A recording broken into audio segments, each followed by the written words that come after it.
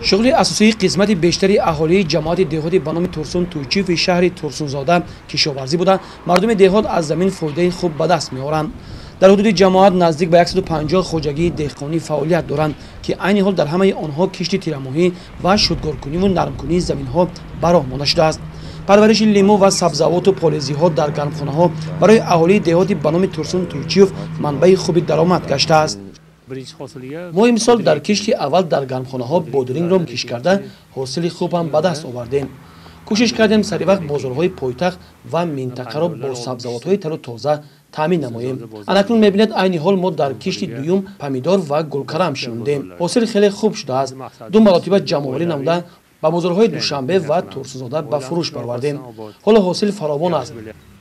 با نظر داشت امکانات‌ها برای رشد اقتداری ساحه‌های استحصال محصولات در هر منطقه شرایط مهیا کرده شده است.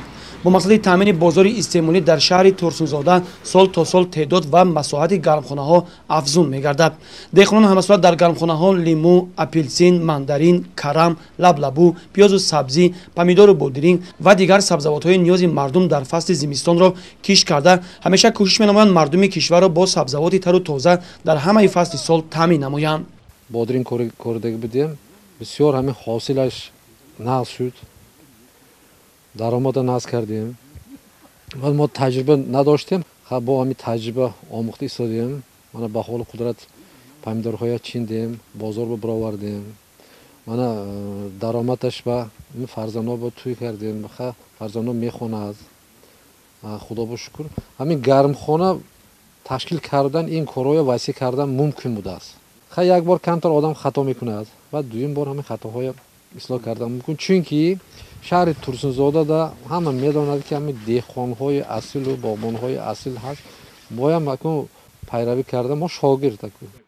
مقصد اساسی کشاورزی جماعت دهاتی شهر ترسونزاده این نگاه داشتن و استوار نمودن امنیت عضوخواری کشور است. زیرا امروز باید از زمین‌هایی که آبی و للمی وابسته کرده شده است ثمرناک استفاده بوده استحصال محصولات را افزون نمایند و کوشش میکنند که در همه فصل سال مردم را با سبزیجات تر و تازه تامین نمایند.